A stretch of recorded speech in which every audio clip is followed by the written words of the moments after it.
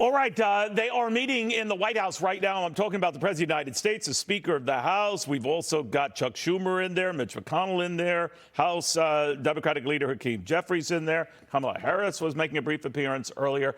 They're trying to get this debt thing ironed out, but it's a long way from ironed out. Now, Trace just told you a minute ago here that the president has cut short his Asian trip. Australia taken off that trip. Papua New Guinea taken off that trip. The president will instead focus on just the Japan part of that, the G7 summit going on there. So a lot going on. Welcome, everybody. I'm Neil Cavuto. This is your world.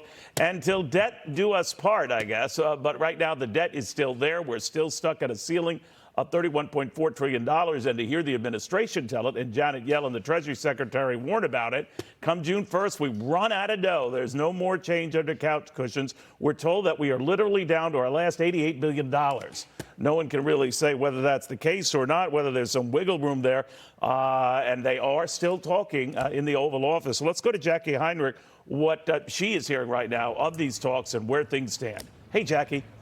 Hey, Neil. Yeah, the biggest news that you just touched on, they would not confirm in the briefing earlier, and now we are getting confirmation from sources that the president is canceling his plans to go to Australia and Papua New Guinea after going to Japan for the G7. He's slated to leave tomorrow. He had been taking a lot of criticism for planning to be out of the country for 8 of the 16 remaining days before the country could potentially default on its debt if a deal is not reached. All right, sorry, Jackie. We are going to go to Kevin McCarthy. He's already out of the White House now and talking to reporters outside the north border. Now, I wish we had been able to be in this place 100 days ago. This is what we requested, but we are where we are. So we will work hard to make sure to try to have this to come to fruition. When will you meet again? You take default? Well, the great thing about that question is we've already have taken default off the table because the House Republicans passed a bill that raised the debt ceiling, limited our future spending, saved taxpayers' money by being able to pull back unspent money and waste, and actually grow our economy by making our economy stronger and helping lifting people out of poverty into work. And so those are the parameters we'll talk about. Let me give a moment to have Leader McConnell say a few words. I can just say what I've said since February. The President and the Speaker are the keys to the deal. I'm prepared to try to deliver as much of my confidence as I can for whatever the Speaker and the President can agree to that we know will get a signature. Mr. Speaker, McCarthy, yes. meet again. Are you that the COVID money to be rescinded will be included in this overall deal? Will be. It's a no-brainer. I don't think anybody in America doesn't think if you had billions of dollars sitting out there that you appropriated 2 years ago, people could not spend, and it's hardworking taxpayers' money, and the pandemic is over, you can't bring it back. It's the only place in Washington that Democrats think you shouldn't do that. But I think at the end of the day, it will be in the bill. Mr. Speaker, when will you meet again? Yes, A sir. lot of Americans watching this are probably wondering, why on earth is this taking so long? Yeah, I am too. You know, the difficult part here is I came February 1st to sit down with the president so we wouldn't be at this day. So how could we responsibly lift the debt ceiling? Our spending is out of control. That $6 trillion extra dollars the Democrats spent brought us inflation. How can we grow our economy and make us less dependent on China and actually work together? Unfortunately, for all those thinking that, for 97 days, the president ignored us and said we couldn't meet. It wasn't until the Republicans would no longer ignore the problem and actually raise the debt ceiling, pass a bill, did we finally get a meeting. It's unfortunate we are where we are, but the good thing about it is Republicans always look to find a solution. Mr. Speaker, you said earlier this week that you were still very far apart. We are. You're still very far apart at this point. Yes. What progress was made in this meeting? And you wanted to see a deal by the end of the week. Yes. Do you think a deal could be possible? It is possible to get a deal by the end of the week. It's not that difficult to get to an agreement. When you think about Limit, Save, Grow, the bill we passed, we raised the debt ceiling. We cap future spendings. We grow our spending in Congress by 1% each year. That gives you trillions of dollars of savings. We bring back money that we have already appropriated from the taxpayer that wasn't spent in a pandemic. We put in work requirements that the president voted for as a senator that in Wisconsin just a couple months ago passed by 82%. It lifts people out of poverty, put them into jobs.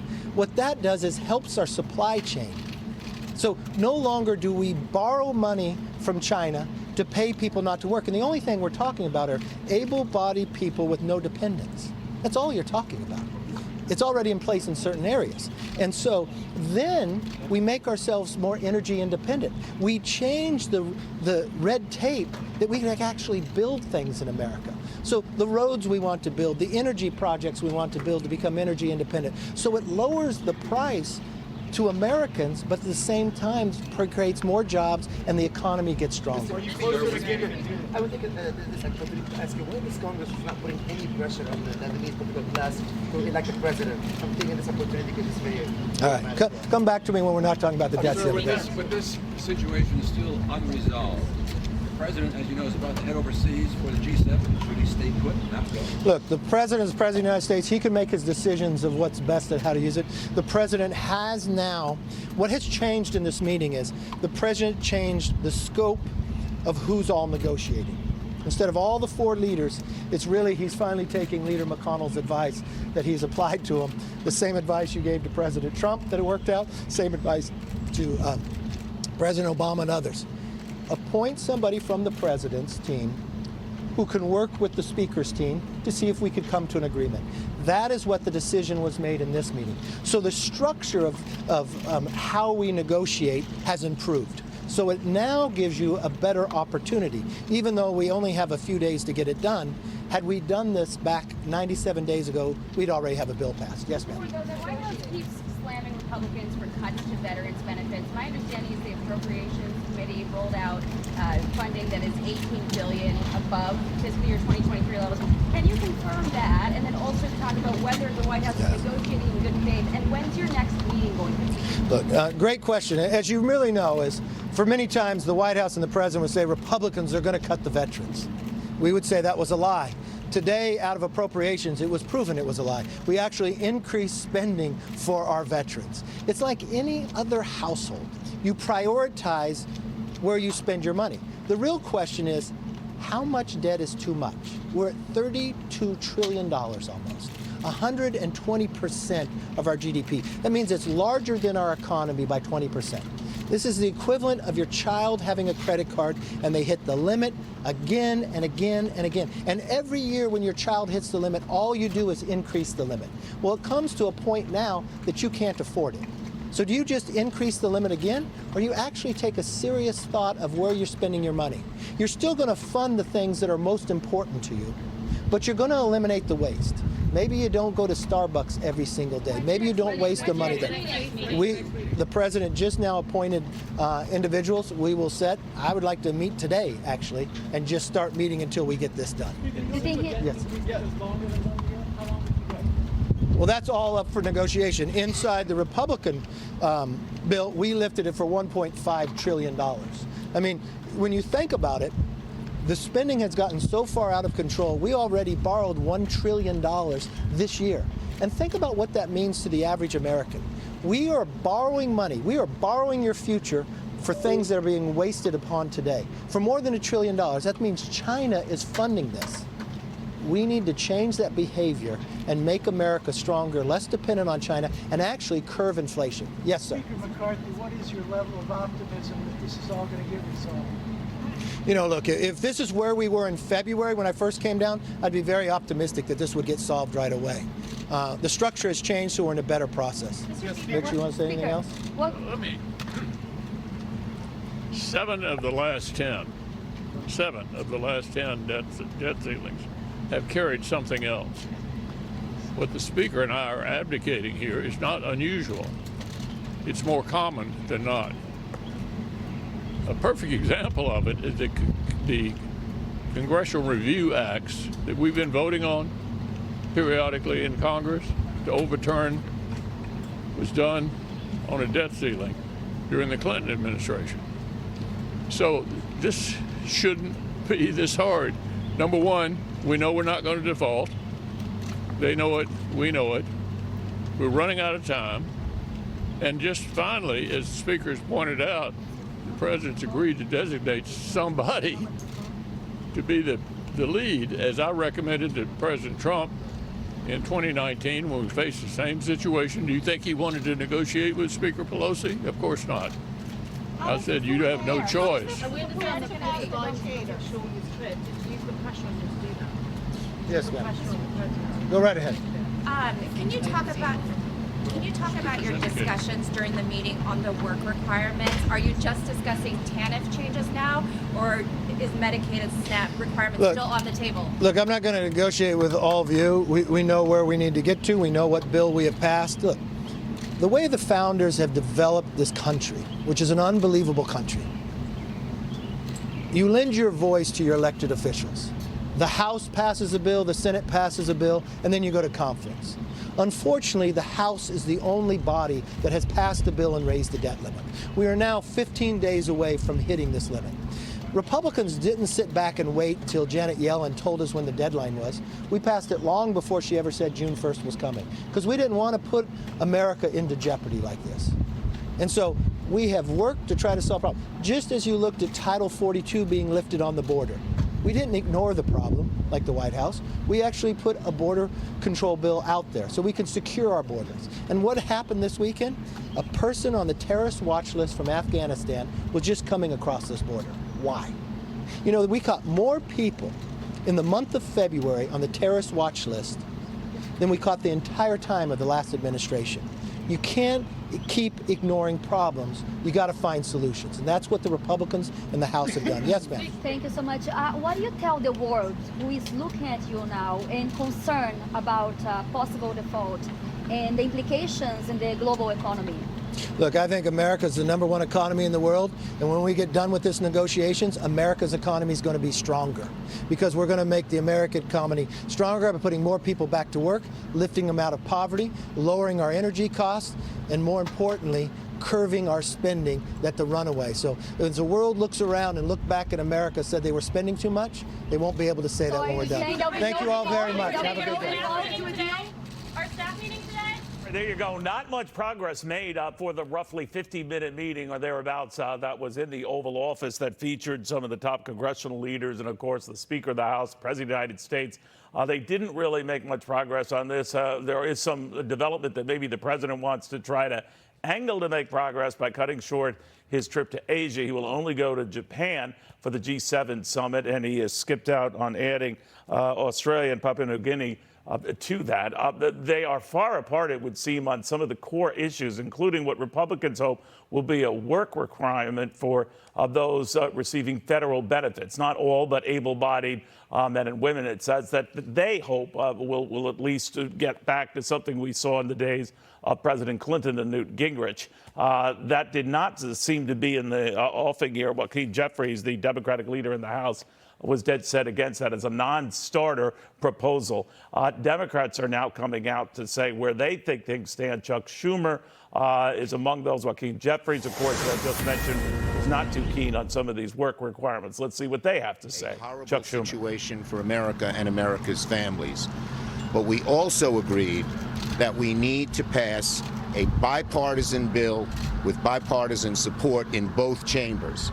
I asked Speaker McCarthy, does he agree with that? And he said yes.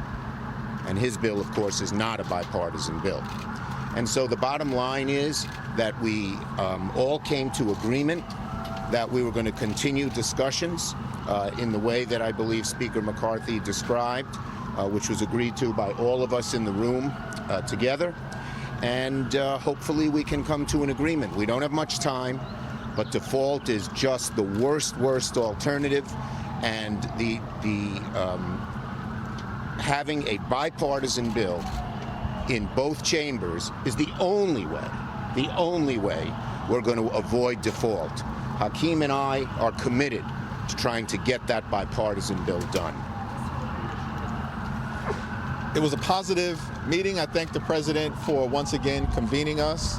It was an open and an honest, but a very cordial discussion.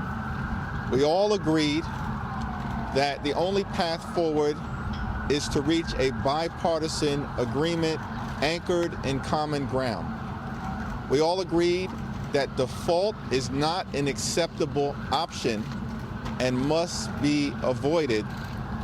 And we all agreed that over the next few weeks, we have to proceed with the fierce urgency of now in order to make sure we can reach that bipartisan, common sense, common ground agreement so that we can protect the health, the safety, and the economic well-being of the American people. Few questions. Yes, yes. What is your comfort level with specifics like strengthening work requirements and rescinding unsafe? Yeah, we're not going to get into negotiations out here. We have to come to common ground. That's the only way this has ever gotten done.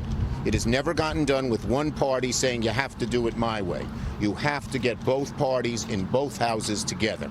Yes. How do you define a common ground? Well, you'll know it when you see it, and that what that means is that we'll not sacrifice our values. They'll probably not sacrifice their values, but we'll have to come together on something that can avoid default. Default is a disaster. Full stop.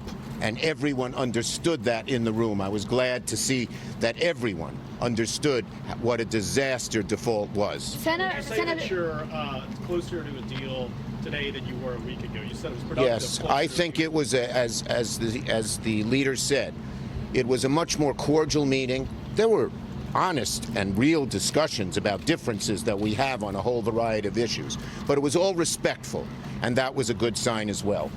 Okay? Do you want to say one thing? Go Compared ahead. to others. It was- How difficult has it been? I know this is kind of new for you, but if both of you could speak to the challenge, because our commander-in-chief is a tough negotiator.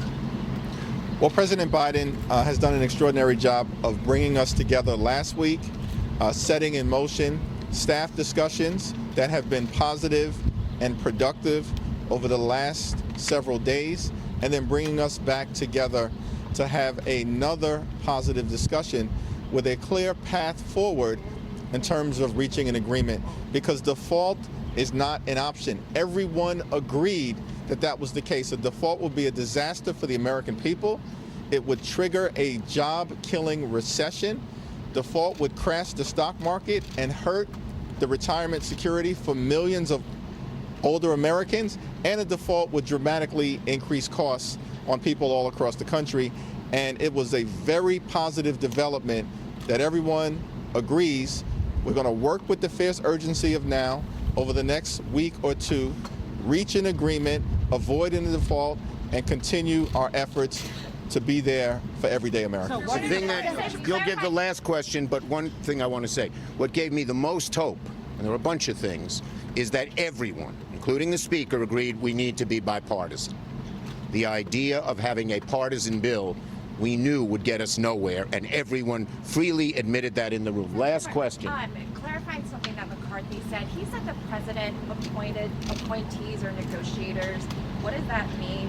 Is it new staff? Are you getting? No, well, who are those people? I'll let the president talk about that, but the bottom line is the bipartisan negotiations that we've had are going to continue, but there'll be a few additional players added to those. Thank you, everybody.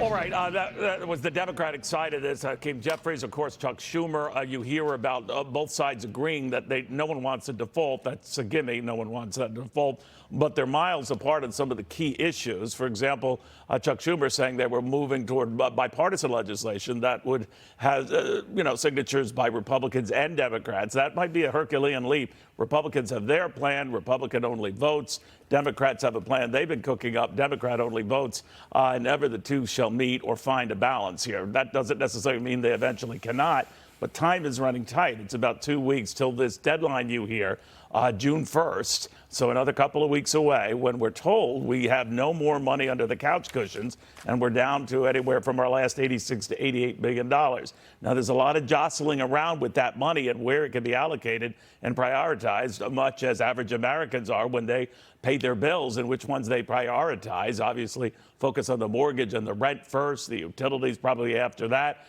You might let some other payments go, but you prioritize. That is what the government is doing on a steroid scale, if you will. Let's go to Chad Program, where this process stands, because, Chad, it's all about time now, and then there's not a whole lot of it.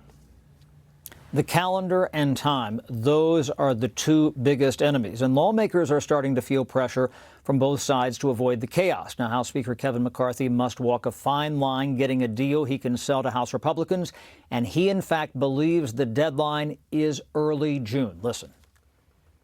Whatever Janet Yellen says is the date. I'm not going to argue about that. To pass the House, you're really going to need 3-4 days. To pass the Senate, you're probably going to need a week. So when you work that all back, that's why I think you've really got to get a framework of a deal by this weekend. U.S. Capitol Police just arrested left-wing protesters demanding a deal to their liking on Capitol Hill. They don't want the president to cave to GOP demands. And there are always Democrats in the middle whose votes will be key. We're not going to hit the ceiling, and we shouldn't cause any chaos to the market. Are people starting to feel pressure because of the time? Do you feel pressure because of the time? I don't feel pressure. I basically I always think we should just do our job and do it in a timely fashion. That said, lawmakers are nervous as they watch the markets and the calendar. Are people starting to get a little jumpy, a little nervous because the time is slipping off the clock? Well, I think the American people are getting jumpy and nervous, and as they should be, and the markets are getting nervous, and our friends and allies around the world are getting nervous on their responsibility they're seeing here on the House. Moderate House Republicans wrote to Senate Majority Leader Chuck Schumer urging him to cancel next week's Senate recess. The Senate is not slated to return to session until June 5th. Neil? Chad, thank you for that chat program. Before I go to my next guest, you often hear these term about default, what would constitute default. In the case of the United States, the number one thing that would prompt a default is if the government cannot make good on paying interest to those who hold our Treasury notes and bonds the world over. A late payment, a missed payment, or altogether a non-payment would catastrophically call default. We've never seen that in this country's history. Others extend it to not paying Social Security recipients, soldiers, and the like. But in the pecking order of worries, that's how it tends to go. You don't make an interest payment and you've got serious problems. One of the reasons why the Dow was down as much as it was today. Growing fears that this could be something that was unimaginable a little more than a couple of days ago, potentially imaginable right now. I hasten to add, though, it wasn't all this. There was some disturbing news out of Home Depot with sales and revenues, not what they thought they were, and furthermore, a warning that the company does not expect to see sales grow this year over last year, a development Home Depot has not seen in the better part of 20 years. So that is weighing on the markets as well. I just want to put that in context. Also want to see what kind of grounds on which they can cobble together something, anything, within the next couple of weeks. And for that, we have Texas Democratic Congressman Henry Cuellar right now, also Republican of South Dakota, Dusty Johnson. Both are with the Problem Solvers Caucus, a sort of a group that works with an equal number of Democrats and Republicans to find some common ground and get something done. Gentlemen, welcome to both of you. Congressman Cuellar, I began with you, so if I can begin with you on this notion of default. Are you worried about a default? Do you think the sides are so far apart that's a distinct possibility? You know, I saw what happened in 2011. Everybody was so far apart. We were able to get together. But I do want to emphasize in 2011, even though we reached an agreement, our credit was downgraded. So, again, time is an important factor that we need to look at. But I think we still have time, but I hope we can get it done. People are far apart, but I think we can get together like we've done in the past. Before we get to the details where you think common ground can be found, and Congressman Johnson, I'll focus with you on this. Do Republicans have faith that the Treasury, which will make the final call on what payments are made or what are not paid, that it can push this beyond June 1? I don't know how much flexibility the Treasury really has. The reality is that on or about June 1st, we're going to fall below $20 billion in the Treasury's working capital account. Now, we have $150 billion a day come in and out of there, Neil. Yeah. So that is at a point where we are dangerously close to not being able to pay a bill. We should not wait for that day. This is ridiculous. It is time for the big boys and the big girls to step up and do their job. I wish we had the 97 days that President Biden refused to negotiate back. I think we could use a few of those days right now. But since we don't have a magic wand, let's just get everybody together and cut this deal. All right. I don't know how close we are to that. Henry Cuellar, I mean, you have been critical about the president's performance and attention to the border, that he maybe reacted a little late. You were encouraged some of the things we've seen since Title 42 went away. but he did have a late response. And I'm wondering now, are you concerned he is similarly having a late response now, and that has created new angst? No, I think what happened, look, I think the debt is created by Democrats and Republicans. I do want to emphasize that during the Trump administration, the debt ceiling was raised 3 times. And I do want to emphasize that under the Trump administration, $7.3 trillion were added. Nobody woke up. Nobody said anything. But as soon as you have a president of the other party, then some folks will wake up and say, we got to talk about the debt. We saw that in 2011. We're seeing this in 2023. Again, I don't care who adds a debt.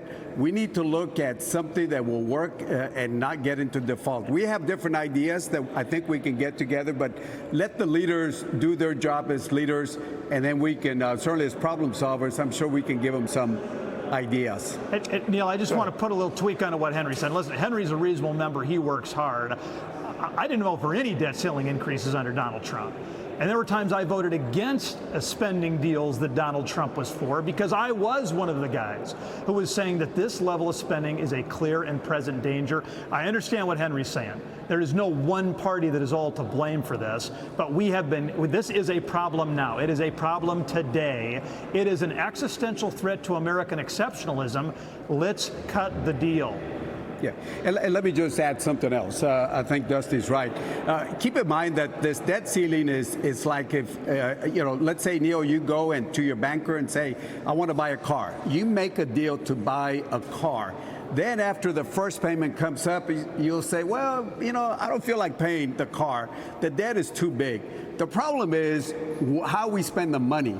And it's not afterwards. So again, if we're going to address spending, let's go to the crux of the thing is where do we spend the money and not go afterwards, like going to a bank, getting a car loan, making a decision, then later on, I don't know if I'm going to be paying this car or not, or let me just pay you the interest and not the principal. But shame on our family if we get this maxed out credit card bill and we don't sit down and fix our problem with spending before we just blindly ask for higher credit limits on another set of cards. But we never do, right? The spending still goes out of control. Both the Democratic proposal and the Republican proposal, and what I've seen of it, gentlemen, even though each side brags about shaving the growth in debt, by, I believe, in the Democratic plan, about $3.5 trillion over 10 years, $4.5 trillion over 10 years for Republicans. The fact of the matter is we're still going to pile up a lot more debt than what we had. Let's go to Kevin McCarthy right now. He's speaking to reporters in the Capitol.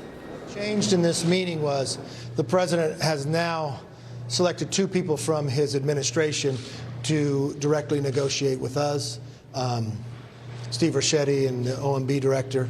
I will have Garrett Graves and my staff meet with them, and we've got a short time frame here to try to find out how we could come to an agreement. But look, I wish we had done this back in February. I requested then, let's sit down and meet. It took the president 97 days. He and Schumer thought people would just want to just raise the debt ceiling without looking at it. And you all know, you've heard me say this many times, this is giving your child a credit card.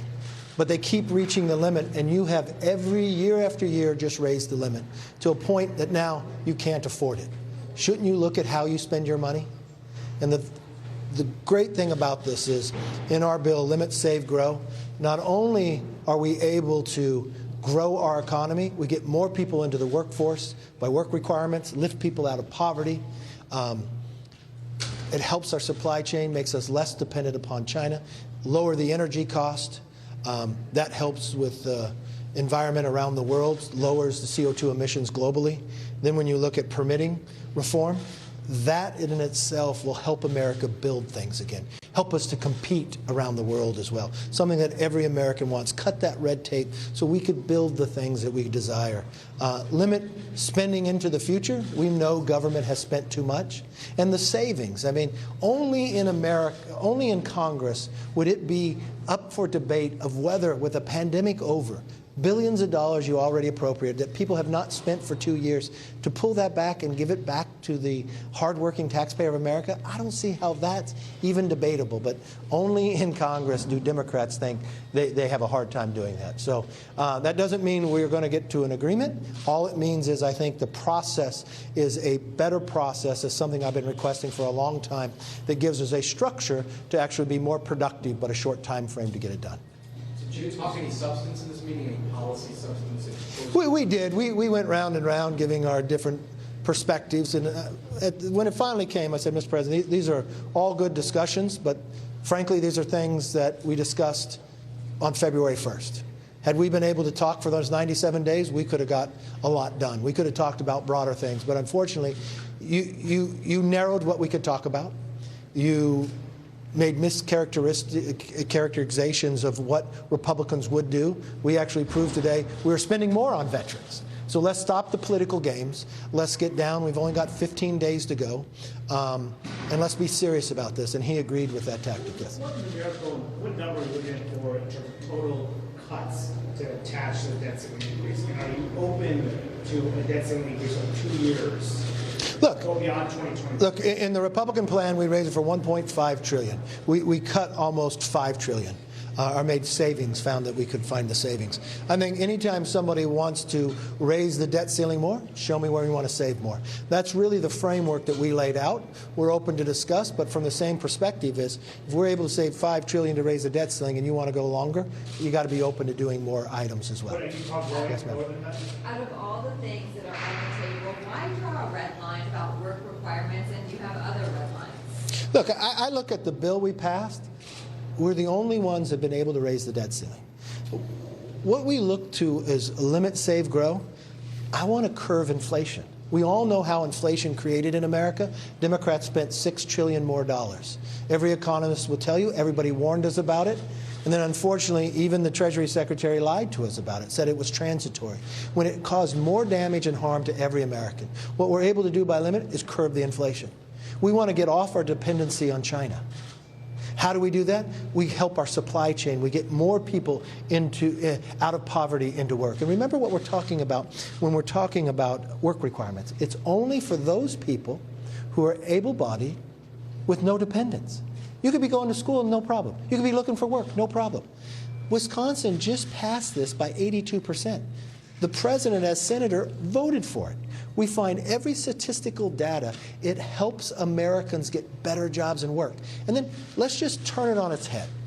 So if you take a Democrat position, what you're telling to Americans is, I need to go borrow more money from China to give to somebody who's able-bodied, no dependents, and pay them not to work. Well, what you really want to help them is get them into the workforce. Give them a sense of pride. Give them more in common. Every statistic tells you it helps the individual. And I want to help more Americans. I want to get us off the dependency of China. And I want to curve inflation. But more importantly, I want to stop that supply chain problem, too. Yes, ma'am. Would you, or are you considering something that the Democrats want adding to the table, like an extension of child tax credits? Look, if the Democrats want to pass a bill and we can go to conference, I'm more than welcome to see what the Democrats can pass. The Democrats control the Senate. They've had as much time as we have. They talked about it for a long time, but they've passed nothing. So I don't see why adding something new would help. Yes. Has you expressed work requirements as a red line to the White House, the rest of leadership? Look, I've talked about a lot of things in it, and I'm not going to negotiate with all of you. But when we look at what we're trying to achieve here, I think it's very important that we help people get out of poverty. Mr. Speaker, you had pledged if the GOP takes a majority in the House that you would investigate the findings of the Durham investigation. Now that the report has been released, what does accountability look like? Well, a number of things. We're asking Durham to come in and testify so we can look at it more. It really raises the question about Adam Schiff. You remember when he told the American people he had proof? Remember when he told them he didn't know the whistleblower? And what he put America through and openly lied to us, and now it's proven in this as well? It raises a lot of questions about his character, his standing inside of Congress, or whether he should even be in Congress. Yes? Mr. Speaker, going forward, obviously you said that the administration has selected those to work directly with your office. What do you see as a goal going forward for the other leaders, McConnell, Schumer, and Jeffries in these talks? Look, they have communicated in these meetings, so we kind of know where everybody stands. It gives us a good feel. They too thought this was a good idea. I'm sure in the negotiations of where we go that they will confer with them as well. So it's no different than what President Trump did with Mnuchin negotiating with Nancy Pelosi and others. So it's what has worked in the past. Unfortunately, the Democrats wasted 4 months saying it had to be a clean debt ceiling, say you wouldn't negotiate. Well, you know what? All that has changed now, and now we're at a place we should have been back in February. Clearly, you were calling on the president to put some offers or ideas on the table. Did you put any on the table today? Look, I don't think it's best to negotiate. Tell you the thing, we have open discussions. There's things we agree and disagree, but I think we could find common ground, especially when you look at the Limit, Save, Grow bill. So obviously, at the end of the day, this is going to have to be a bipartisan agreement. Are you confident you can keep your conference on board with this? Very much so. I mean, think about it for one moment. Here's a Republican conference that none of you gave credibility to or thought we could achieve anything. You wrote a lot about the Senate. The Senate hasn't passed much. But week after week, from the Parents' Bill of Rights, from standing up for people for safety, rolling back what D.C. wanted to decriminalize, from ending the pandemic when the president said he wouldn't do it, from the ability of lifting the debt ceiling long before the Treasury Secretary told us June 1st was the deadline. We took action ahead of time, not even knowing when it would come. 2, not ignoring the border like the White House has done, just like the debt ceiling, but no, having a border security bill. And we will continue along this path as we go. Look, we are, just as we made our commitment to America, we went out and listened to America, and we're continuing to listen to you. We want to make this economy stronger. We want to make your streets safer. We want to make your energy prices lower. We want to make America stronger. And that's what we do week after week. And we have found that collectively we can work together and find solutions to the problems that America needs most. Yes, sir. How much more optimistic are you now about getting a deal? Look, I'm not more optimistic. You're only 15 days away and you're trying to raise the debt ceiling? The only thing that I think is better is now we have a format, a structure. It's something that I requested back in February, at the very 1st of February. The president for all that time said, never negotiate. Well, that's not what 74% of America thought that was the wrong position. It took the president a long time to finally admit that he needed to do exactly what we're doing today. When will these parties start meeting? Look, I'd like to see if they could even meet today. They know each other well. They've met in the past, and I think there's respect for on both sides of the aisle for all of them. So give them opportunity. Speaker McCarthy, I know you've ruled out a short-term debt bill before, but now that you have this process in place, is that something you could see? Look, I think we have the time to find a solution now. One of the biggest problems in this place is based on your question itself. You're already asking a question, well, you're going to fail. Do you want to do a short term? I'd rather look at the opposite. I'd rather tell you we're going to get this done. Let's expect more out of our elected officials, okay? Yes? Could you discuss your timeline of when you want to get this done? Yeah, it's pretty easy. Janet Yellen says it's June 1st, and you walk it back. How many days do you need to pass it in the House, and how many days do you need to pass it in the Senate? That was really my message to the president today. Time is of the essence. We can go around and round more, but I don't think that's going to be productive, and you're going to bumble your way into a default. And I don't want that for the American public, and we're the only people, Republicans in the Congress, that have lifted the debt ceiling. Now, if you, at the end of the day, want to just pass our bill, then okay. But otherwise, you ought to change the structure of how we're negotiating. Yes, ma'am. Your bill would extend the debt limit only through March next year. Democrats want to have the debt limit extended through the election. Have you guys resolved that key matter on how long? Look, nothing has been resolved in this negotiation. So the only thing that has changed is we finally have a format that has proven to work years in the past.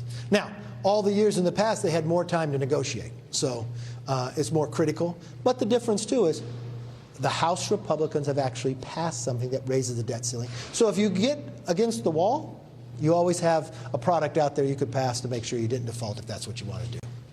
A lot of speculation has been about sort of non-budgetary items like border security and permitting. I'm curious as to how much those are, in your mind, good places to work at, and how much whether you're willing to trade those for less dollars in cutting? And if not, how much of that difference is going to be Look, in caps? if you look at our bill, Live It, Save, Grow, we have cutting the red tape so we could build things in America. I think that makes America stronger, saves money, and gets more people working. I would think everybody in America would want to save more American lives and stop fentanyl from coming across the border. I think every American would want to stop catching people on the terrorist watch list just walking across our border. We just caught somebody from Afghanistan. And we've watched what people that came out of that prison in Bagram was able to do and kill 13 Americans, military individuals. You know, just in the month of February alone, we caught more people on the terrorist watch list coming across that border illegally than we caught in the entire 4 years of the last administration. That is a problem. And if we could do something about the border as well, I would welcome it. You take a lower price tag. I'm coming on Thursday, there's going to be a vote on whether to expel George Santos. Do you support that expulsion resolution, or will the House move to table that? Look, I think the George Santos indictment is very serious. I also know in America you're innocent to proven guilty, but I don't want to sit around and wait. So what I would like to do is move this to ethics. I think I would like the House to take up this work and look at it, and if it rises to that occasion, then, because as we look to all these differences, I mean, we just had a report come out from Durham. What does that say about Adam Schiff? He lied to the American public. Should he be expelled from Congress as well, taking Congress and America down through the path that he did, lying to us? So I think these accusations are very serious. I have a very concern about George Santos. So what I do firmly believe is, just as in the foundation of this country, you got to have a process. So I'm going to ask that the ethics look at this and don't do a short time basis. I mean, don't do a long time basis. I think we can look at this very quickly and come to a conclusion on what George Santos did and did not do through ethics, a safe bipartisan committee, equal number of Republicans and Democrats, and I think that's when you bring it back to Congress, and if it rises to the ability to.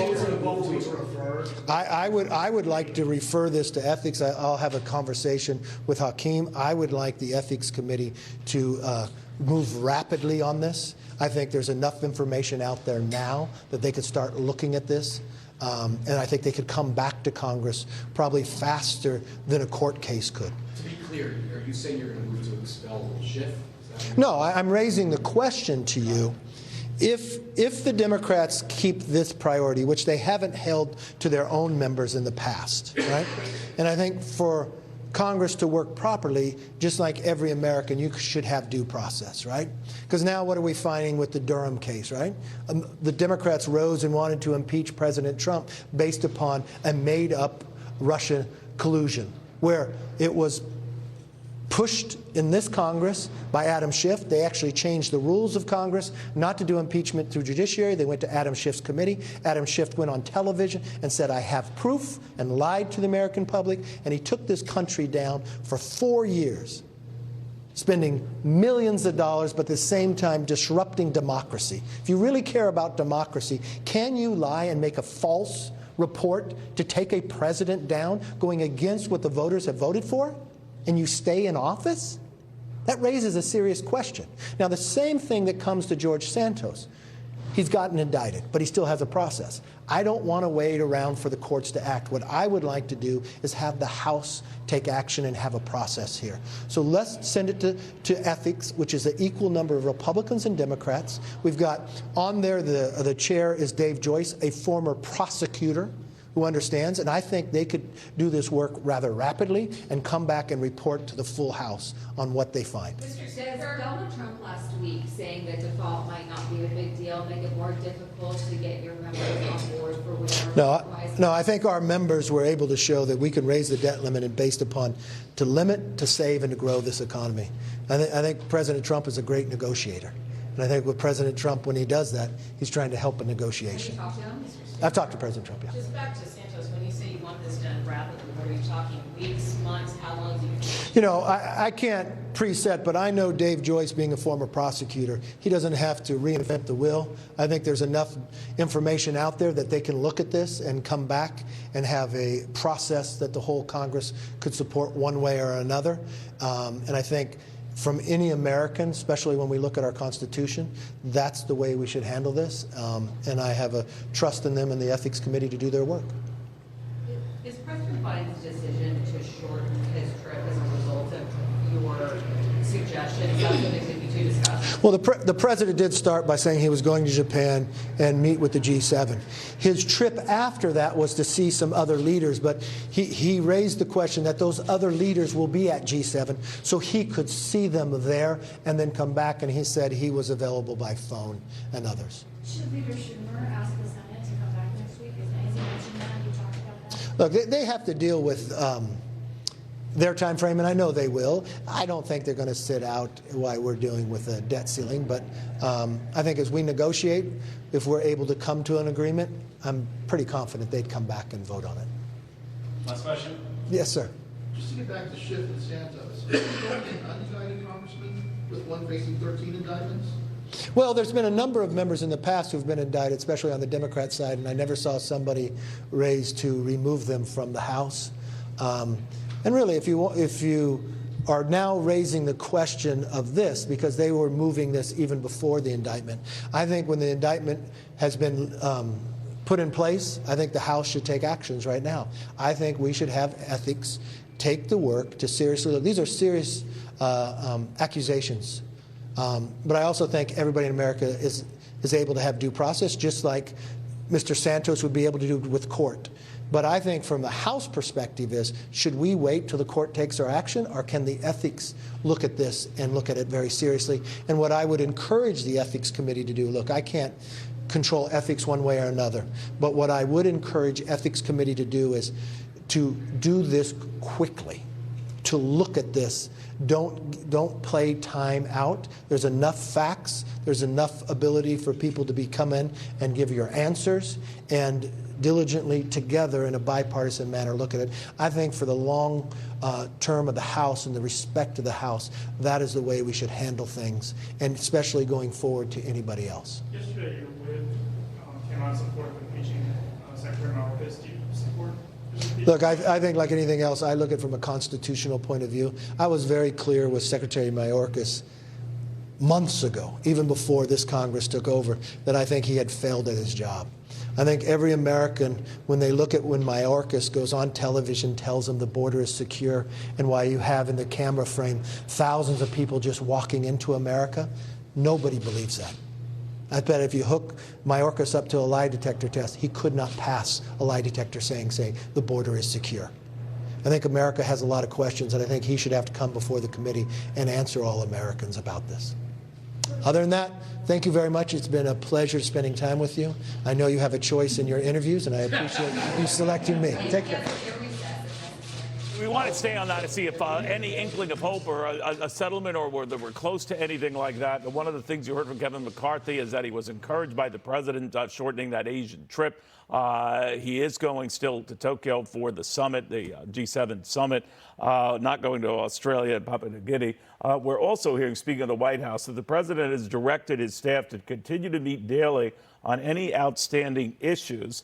Going on to say that he would like to check in with leaders later this week by phone, meet with them upon his return from overseas. Now, the time is of the essence here. You keep hearing that. You keep hearing that depending on what math you want to use, that will be down maybe in another few days to under $50 billion. And you have to sprinkle that around and use your priorities to avoid a default. The thing that would avoid a default, of course, is if you don't make good. This is typically the view, and one of the things the markets focus on more closely, if you don't make good on an interest payment to a bondholder or a Treasury note holder. There are trillions of dollars worth of those all around the world, and that would compromise that value and that pristine, unchecked record in the American history here, even with downgradings and the like. And when we lost our AAA credit rating back in 2011, the fact of the matter was we were always paying our interest payments. Others extend that to say if you can't beat that or you're late on that, if you are late on a Social Security payment or late paying a soldier or federal workers, some extend it to that. That might be a leap too far. Fact of the matter is time is tight, and they've got to try to get something together, and soon. The question is, can they? Back to Chad Pergram, who's following all of this. Chad. What I heard in this is, at least, and this is what Kevin McCarthy talked about, is that he was pleased with the framework of who was going to be doing the negotiating. He has had Garrett Graves, the Republican congressman from Louisiana, kind of, talking to his GOP members for weeks now about the consequences of hitting the debt ceiling. He will negotiate on behalf of the House Republicans. And then you have the former staff director of the House Appropriations Committee, who is now the OMB director, Shalanda Young. She will be negotiating along with Steve Ricchetti. Steve Ricchetti has been with President Biden for a long time. He was the chief of staff when he was the vice president. You might remember that he has been a counselor to President Biden for a couple of years now. He helped finalize the infrastructure deal in the summer of 2021. So these are people who are used to being around one another, negotiating deals, and maybe bring this across the finish line. But again, the time is tight, as you say. And we're listening to all this, trying to see if there is any modicum of progress. And I was struck by something that Chuck Schumer, the majority leader, said at the White House. And he said, "I'll know it when I see it." And of course, that is paraphrasing Potter Stewart, the Supreme Court justice, who said, when he was asked about obscenity, said, "I know it when I see it." So nobody quite knows what progress is now. But again, and this is something I asked Kevin McCarthy this morning, the fact that you have to get something through the House. He says it will take 3 or 4 days. They have this supposed 72-hour rule, which Republicans are trying to stick to this Congress. In other words, the bill is set in stone and you don't deviate from that for 72 hours. They didn't do that on their own debt ceiling bill a couple of weeks ago. But if you get that out there 72 hours ahead, takes you 3 or 4 days to move it, and then the Senate. This is where the question is the United States Senate going to be in session next week? If you don't have anything to vote on and there's nobody actually negotiating up here, yes, the telephones and the emails work and you can have conference calls, but they have to get something to present to both sides. And the key to the whole thing, Neil, besides time, is what does every side see as a win? In other words, they can present this to their conferences and caucuses and say, yeah, we had to give a little bit here, but overall, these are the things that we held firm on, and this is a win. And then it comes down to the math. Does the vote matrix work in both the House and Senate with such little time? That's the key. Little time that I'm thinking of here, Chad, because there is the issue with the two sides far apart. Certainly, Republicans wanting to attach, working for your federal benefits if you're an able-bodied man or what have you, and Democrats saying no to that, and then putting a ceiling of no more than 1% to 2% growth in federal spending over the next 2 years, and Democrats say too extreme. You're actually, cutting programs, and you do that in this inflationary environment. So the other option is that, and you hear it again, punt, delay this, push this back to September. Now, the speaker seemed to intimate, not only now, at least 3 times today, that was not an option. What do you think? Kevin McCarthy has said that repeatedly the past couple of days, and keep in mind what it would entail. You would have to have a roll call vote in the House and Senate and get that through, and practically have some promises signed in blood by both sides that this is what's going to be in the deal. Just give us some more time. That's a problem. This is where Kevin McCarthy has said they have to deal with this right now. And we don't know that the deadline is going to be exactly June 1st. We think it's going to be a few days after that. Janet Yellen indicated just yesterday that she would come back with more information on that deadline next week. Chad, it's interesting. Both sides are talking about and bragging about in their separate plans, the president's plan and Republicans with their plan, shaving trillions off the collective debt over the next 10 years.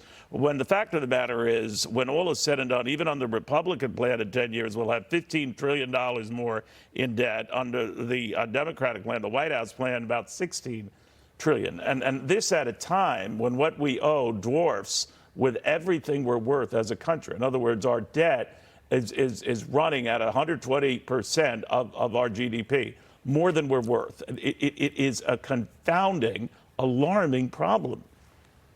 And this is the issue that has not been addressed in this, and you can't. You have to be able to anticipate for it, is that, guess what? There will be a war, there will be a terrorist attack, there will be another pandemic, there will be something that the federal government will be compelled to spend trillions of additional dollars on that weren't foreseen right now, even if they get a deal. This always happened.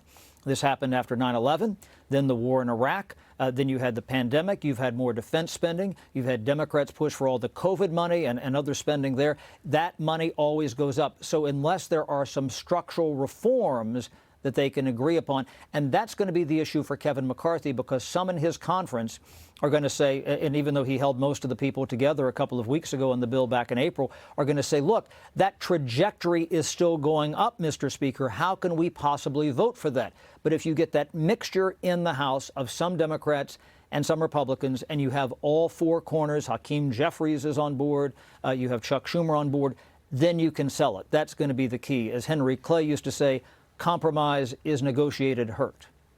I like that. I like that as well. And I like going to you on this stuff, Chad, and the perspective you offer. Thank you, my friend, very much. Chat program.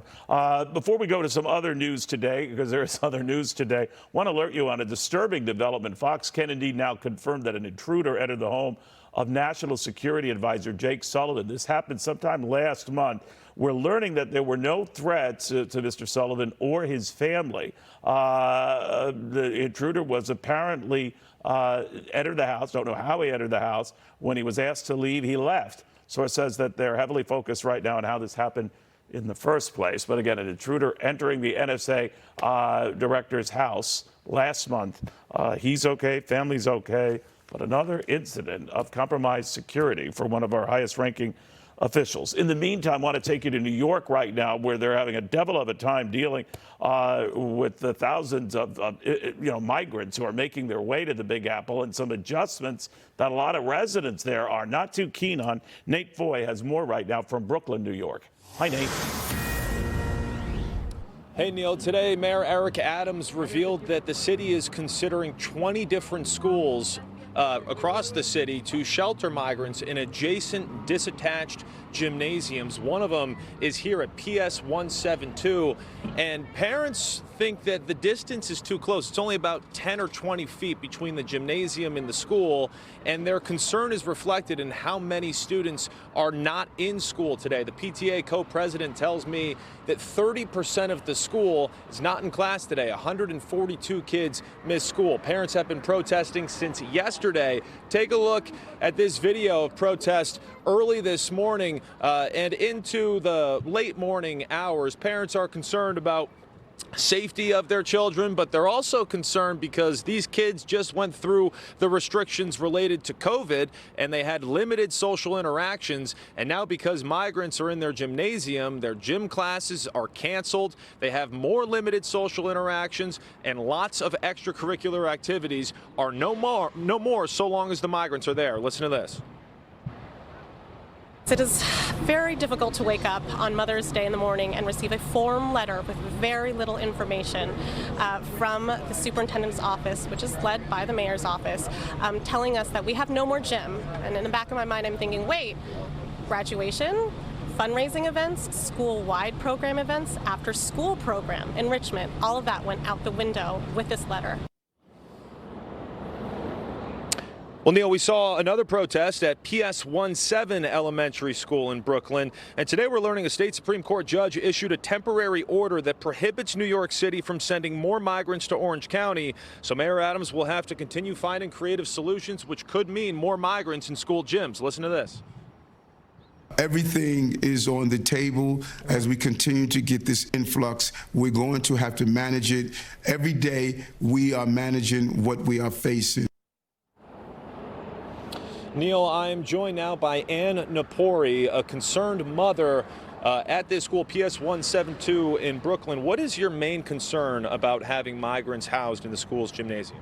Our main concern for everyone, including myself, is safety, and also making sure that our kids are not taken away from our enrichment programs and gym classes, so forth, school funding events, as well as graduation. You have a meeting at 6 p.m. Will there be a boycott tomorrow? Will parents keep their kids at home? Most likely. It already started to happen today. We had 142 absence today from 463, I believe, students overall. All right. Well, thank you very much for your time. We appreciate it. Neil, we will send it back to you, and we'll be reporting on what comes of this 6 p.m. meeting. The PTA co-president will be there, as well as many concerned parents who want this policy reversed. Did anyone, Nate, get a heads up on this? I mean, we were learning about some of the uptown motels and all that in these communities that are getting an influx of migrants themselves, some turning them around. But there was no warning, no heads up to parents or even some of the schools involved. Yeah, Neil, parents received a letter on Mother's Day. They said that it was a brutal way to spend their Mother's Day, now having to be worried about this. And not only did they feel that they received late communication, also vague communication. They don't know how long this is going to last. The mayor's office says it's a short-term solution, but there's no end date right now, which means pretty much all the extracurricular activities are in flux. So they want answers from the mayor's office. We'll send it back to you. Yeah, they deserve them. Nate Foy, great reporting. Thank you, my friend. That'll do it for us. Here comes the 5.